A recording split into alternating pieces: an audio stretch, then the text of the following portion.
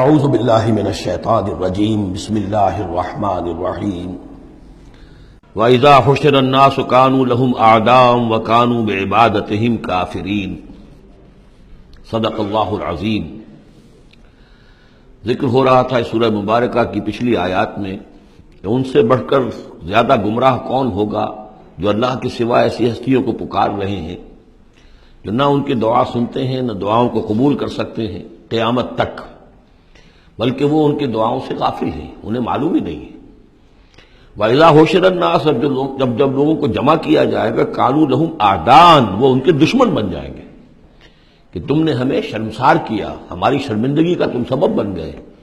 تم نے ہمیں اللہ کا مد مقابل بنا دیا۔ جیسے کہ حضور صلی اللہ علیہ وسلم نے ایک صحابی کو ٹوک دیا، وہ اپنے کسی گفتگو کے انداز میں، اور ظاہر بات ہے کہ ان کی نیت تو وہ نہیں تھی کہ حضور کو اللہ کے برابر کر دیں، لیکن الفاظ ایسے ان کی زبان سے نکلے، ما شاء اللہ و ما شئت، جو اللہ چاہے اور آپ چاہیں، اسی پر ٹوک دیا حضور نے، اجعلتنی للہ ندا، کیا تم نے مجھے اللہ کا مد مقابل بنا دیا ہے؟ مشیت صرف اللہ کی ہے۔ تو یہ اولیاء اللہ، یہ فرشتے، یہ پیغمبر، اگر انہیں آپ نے اللہ کے برابر بنا دیا، ان کو پکار رہے ہیں، ان سے دعائیں کر رہے ہیں، تو یہ تو گویا کہ ان کے لیے شرمندگی کی بات ہوگی اللہ کے سامنے، تو وہ دشمن بنیں گے۔ وَإِذَا حُشِرَ النَّاسُ كَانُوا لَهُمْ أَعْدَاءً وَكَانُوا بِعِبَادَتِهِمْ كَافِرِينَ اور وہ تو ان کی عبادت کا انکار کریں گے۔ وَإِذَا تُتْلَىٰ عَلَيْهِمْ آيَاتُنَا بَيِّنَاتٍ اور جب انہیں سنائی جاتی ہیں پڑھ کر ہماری آیات بینات، قَالَ الَّذِينَ كَفَرُوا لِلْحَقِّ لَمَّا جَاءَهُمْ تو یہ کافر کہتے ہیں اس حق کے بارے میں جو ان کے پاس آیا ہے، هَذَا سِحْرٌ مُبِينٌ یہ تو کھلا جادو ہے۔ ام یقولون افتراہ سے گھڑ لیا ہے، یعنی محمد صلی اللہ علیہ وسلم نے یہ قرآن خود تصنیف کیا ہے۔ قُلْ إِنِ افْتَرَيْتُهُ فَلَا تَمْلِكُونَ لِي مِنَ اللَّهِ شَيْئًا اے نبی ان سے کہہ دیجئے کہ اگر میں نے یہ گھڑ کر اللہ کی طرف منسوب کیا ہوتا تو تم مجھے اللہ کے پکڑ سے کچھ بھی نہیں بچا سکتے۔ یہ مضمون آئے گا آخری پارے میں، لو تقول علینا بعض الاقاویل، بلکہ 29ویں پارے میں، لأخذناہ بالیمین ثم لقطعنا منہ الوتین، کہ اگر بالفرض خدا نہ خواستہ اگر محمد صلی اللہ علیہ وسلم کوئی چیز گھڑ کر ہماری طرف منسوب کر دے تو ہم ان کا داہنا ہاتھ پکڑیں گے اور پھر ان کی رگے جان کو کاٹ دیں گے۔ ظاہر بات ہے کہ یہ صرف اس میں جو غصہ ہے وہ ان لوگوں پر ہے جو کہہ رہے تھے۔ هو عالم بما تفیدون فیہ اللہ تعالیٰ خوب جانتا ہے جن چیزوں میں تم لگے ہوئے، جو کچھ تم کہہ رہے ہو، جو تمہارا ظاہری قول ہے اس کو بھی جانتا ہے، اور جو تمہارے دل میں چھپا ہوا اسے بھی جانتا ہے۔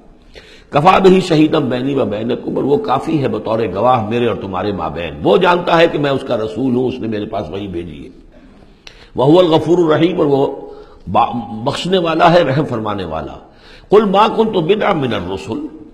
اے نبی ان سے یہ بھی کہیے کہ میں کوئی نیا نویلا رسول تو نہیں ہوں، کوئی پہلا رسول ہوں تو نہیں ہوں میں کہ مجھ سے پہلے کوئی رسول آئے نہ ہوں۔ بہت سے رسول آئے ہیں، ہاں میں آخری رسول ضرور ہوں، لیکن میں کوئی نیا سا رسول تو نہیں ہوں کہ کوئی ایک نئی بات ہو بالکل۔ بدعت اسی سے وہ بدعت کا لفظ بنا ہے ہمارے ہاں، جو چیز دین میں نہیں ہے اور لا کر اس کو آغاز کر دیا جائے تو در حقیقت وہ بدعت ہے۔ تو ما کنت بدعا من الرسول، جیسے کہ ہم سورہ آل عمران میں پڑھ آئے ہیں، وما محمد الا رسول قد خلت من قبلہ الرسل۔ اسی طریقہ سے عیسیٰ ابن مریم کے بارے میں آیا ہے علیہ الصلوۃ والسلام کہ عیسیٰ ابن مریم کیا ہے؟ رسول، اور ان سے پہلے بہت سے رسول گزرے ہیں۔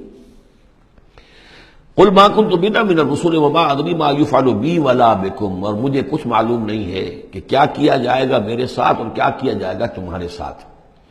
یعنی اس سے مراد یہ نہ سمجھیے کہ حضور کو یہ معلوم نہیں تھا کہ آخرت میں میرے ساتھ کیا کیا جائے گا، وللآخرۃ خیر وابقیٰ، حضور کے لیے تو یقیناً آخرت جو بہت بہتر ہے، لیکن یہ کہ ابھی کیا ہونے والا ہے، کل کیا ہونے والا ہے۔ ظاہر بات ہے کہ طائف آپ گئے تھے تو بڑی امیدیں لے کر گئے تھے نا، لیکن یہ کہ وہاں جا کر جو صورتحال ہوئی گویا کہ وہ حضور کی توقعات کے بالکل خلاف تھی۔ آپ کو تو امید تھی کہ کوئی نہ کوئی بڑا جو وہاں کا سرداروں میں سے کوئی نہ کوئی اگر مان لے گا میری بات کو تو میں پھر اپنا، کیونکہ مکے میں تو اب ابو طالب کا انتقال ہو گیا اور وہی دنیاوی اعتبار سے میرے لیے پروٹیکشن کا ذریعہ تھے، لہذا اب کوئی اگر بڑا رئیس اور بڑا کوئی سردار جو ہے طائف کا وہ ایمان لے آئے تو میں اپنا یہ مرکز وہاں شفٹ کر دوں، لیکن یہ کہ وہاں وہ بات پوری نہیں ہو سکی۔ ما ادری ما یفعل بی ولا بکم مجھے یہ معلوم نہیں ہے کہ کیا کیا جائے گا تمہارے ساتھ۔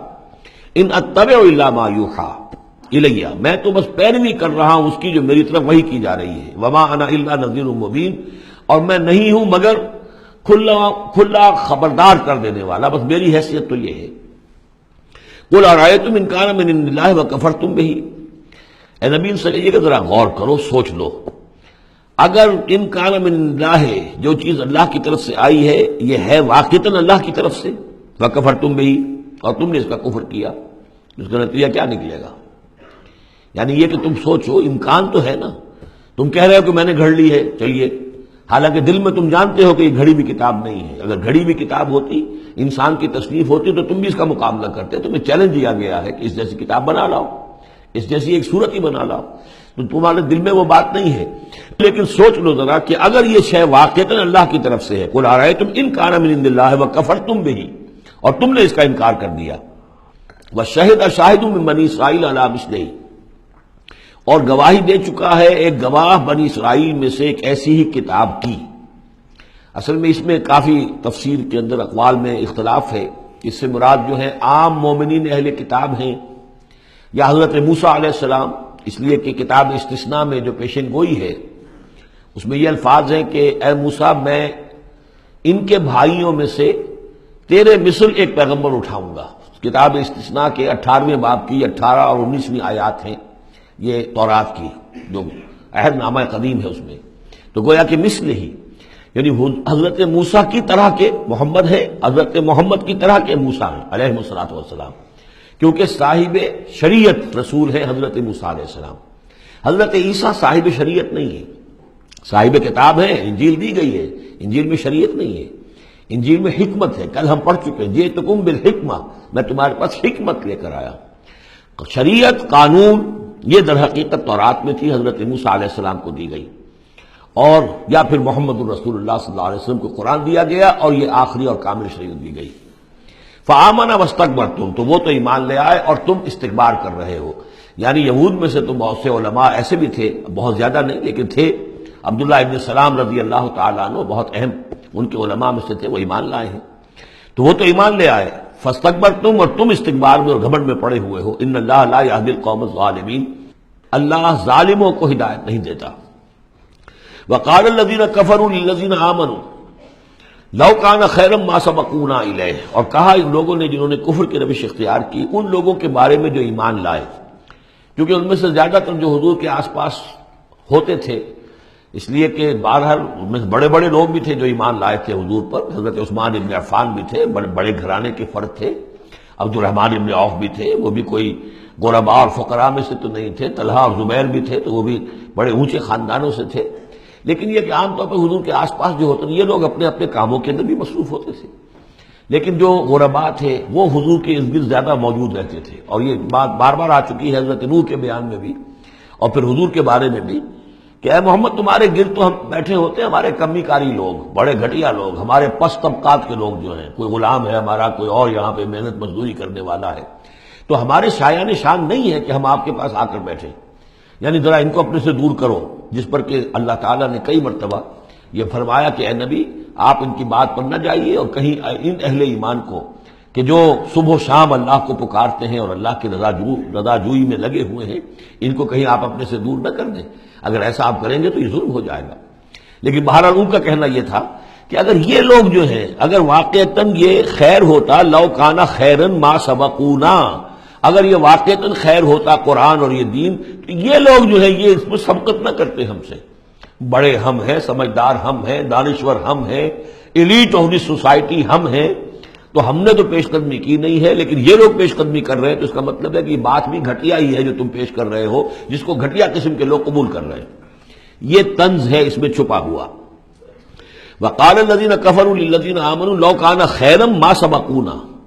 وَإِذْ لَمْ يَهْتَدُوا بِهِ فَسَيَقُولُونَ هَذَا إِفْكٌ قَدِيمٌ، اور جب یہ اس قرآن کے ذریعے سے ہدایت نہیں پا رہے تو کہتے ہیں کہ یہ تو گھڑی ہوئی چیز ہے، افک ہے، پرانی شے ہے۔ وَمِن قَبْلِهِ كِتَابُ مُوسَىٰ إِمَامًا وَرَحْمَةً، حالانکہ اس سے پہلے موسیٰ کی کتاب موجود تھی اور اب بھی ہے، امامًا ورحمہ، وہ بھی رہنمائی کرنے والی ہے اور رحمت ہے۔ وَهَذَا كِتَابٌ مُصَدِّقٌ لِسَانًا عَرَبِيًّا، اور یہ کتاب نازل ہوئی ہے اس کی تصدیق کرتے ہوئے، یعنی تصدیق دونوں معنی میں، ایک تو کہ قرآن تصدیق کرتا ہے کہ تورات اللہ کی کتاب تھی، اللہ کی کتاب ہے، اگرچہ اس میں تحریف کر دی گئی ہے لیکن بہرحال اللہ کی کتاب تھی۔ انا انزلنا التوراۃ فیہا ھدی ونور، ہم نے تورات نازل کی تھی، اس میں ہدایت بھی تھی، نور بھی تھا۔ پھر انجیل کے بارے میں فیہ ھدی ونور، قرآن دونوں کی تصدیق کرتا ہے۔ دوسری یہ کہ تورات میں اور انجیل میں جو پیشین گوئیاں تھیں ان کا مصداق بن کر قرآن آیا ہے، تو قرآن مصدق ہے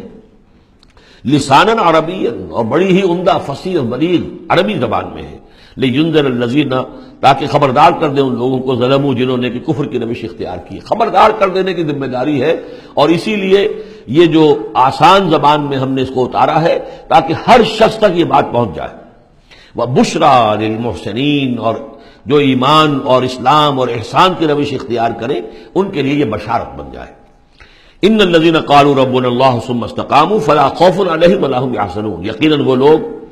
یہ وہی الفاظ آ گئے جو سورہ حمیم سجدہ میں آئے تھے، جنہوں نے کہا ہمارا رب اللہ ہے پھر اس پر جم گئے۔ اور میں نے عرض کیا تھا، وہ پھر دوبارہ عرض کر رہا ہوں کہ استقامت میں قیامت مضمر ہے۔ جنہوں نے کہا ہمارا رب اللہ ہے پھر اس پر جم گئے، یعنی پھر راضی برضائے رب رہنا، اسی پر توکل کرنا، اسی کی رضا جوئی کو اپنی زندگی کا مقصد بنانا، پھر اس کی اطاعت کرنا، اس کے احکام کی پابندی کرنا، اور اس کے جملہ جو بھی اس نے ذمہ داریاں عائد کی ان کو پورا کرنے کے لیے تن من دھن لگا دینا، یہ سب استقامت میں شامل ہے۔ استقامت کے معنی کیا ہے؟ جیسے کہ میں نے آپ کو بتایا تھا کہ حضور سے ایک صاحب نے یہ پوچھا، بلکہ کہا، فرمائش کی کہ مجھے تو کوئی ایک بات ایسی بتا دیجئے جس سے میں پلے باندھ لوں، میں زیادہ لمبی چوڑی باتیں نہیں سمجھ سکتا۔ حضور نے فرمایا، قل آمنت باللہ ثم استقم، کہو کہ میں ایمان لایا اللہ پر، پھر جم جاؤ، ٹھک جائے تمہارا دل اس کے اوپر کہ واقعتاً پالن ہار وہی ہے، پروردگار وہی ہے، حاجت روا وہی ہے، مشکل کشا وہی ہے، اور وہ ہماری دعاؤں کا سننے والا وہی ہے۔ پھر یہ کہ اسی کے لیے انسان ہمتاً اپنے آپ کو وقف کر دے، ان صلاتی و نسکی و محیای و مماتی للہ رب العالمین۔ ان الذین قالوا ربنا اللہ ثم استقاموا فلا خوف علیہم ولا هم يحزنون، یہ استقامت والے جو ہیں تو اولیاء اللہ ہو گئے نا۔ پھر جیسے کہ ہم نے سورہ یونس میں پڑھا تھا، الا ان اولیاء اللہ لا خوف علیہم ولا هم يحزنون الذین آمنوا وكانوا يتقون، جو ایمان لائے اور اس پر مستقیم ہو گئے، قائم ہو گئے، جازم ہو گئے، وہی تو اللہ کے ولی ہے، وہی اللہ کے دوست ہیں۔ ان کے لیے نہ کوئی خوف ہے، نہ وہ کسی حزن سے دوچار ہوں گے۔ اولئک اصحاب الجنت خالدین فیہا، وہ جنت والے لوگ ہیں، اس میں رہیں گے ہمیشہ ہمیش، جزاء بما كانوا يعملون، اور یہ جزا ہوگا ان کے اعمال کا۔ یہ بات کئی دفعہ میں نے واضح کی ہے کہ بندے کو یہ سمجھنا چاہیے، اور یہی بندے کہیں گے جنت میں داخل ہونے کے بعد بھی کہیں گے اللہ کے نیک بندے، کہ ہماری یہ طاقت نہیں تھی، صلاحیت نہیں تھی کہ ہم اپنے بل پر اور اپنے اعمال کے بل پر یہاں جنت میں داخل ہو سکتے۔ یہ اللہ کا فضل ہے۔ الحمدللہ الذی ہدانا لہذا وما کنا لنہتدی لولا ان ہدانا اللہ، کل شکر اس اللہ کا جس نے ہمیں یہاں داخل کیا اور ہمیں پہنچا دیا یہاں تک ہماری رہنمائی فرما دی، اور ہم ہرگز ہدایت نہ پا سکتے اگر اللہ ہی ہمیں ہدایت نہ دیتا۔ لیکن اللہ تعالیٰ بار بار کہتا ہے کہ ٹھیک ہے، لیکن یہ کہ تمہارے اعمال تھے، تم نے بھی محنت کی تھی، تم نے فیصلہ کیا تھا، اما شاکرم و اما کفورا، جو ہم نے تمہیں اختیار دے دیا تھا، تم نے ہمارے شکر گزار بندے بن کر زندگی گزارنے کا فیصلہ کیا، ہم نے قدر افزائی فرمائی، ہم نے تمہیں توفیق دی، ہم نے تمہارے راستے کی رکاوٹوں کو جو ہے آسان کر دیا، لیکن یہ کہ بہرحال تمہارا عمل اس میں شامل ہے۔ جزاء بما كانوا يعملون، یہ در حقیقت بدلہ ہوگا ان کے اعمال کا۔ صدق اللہ العظیم۔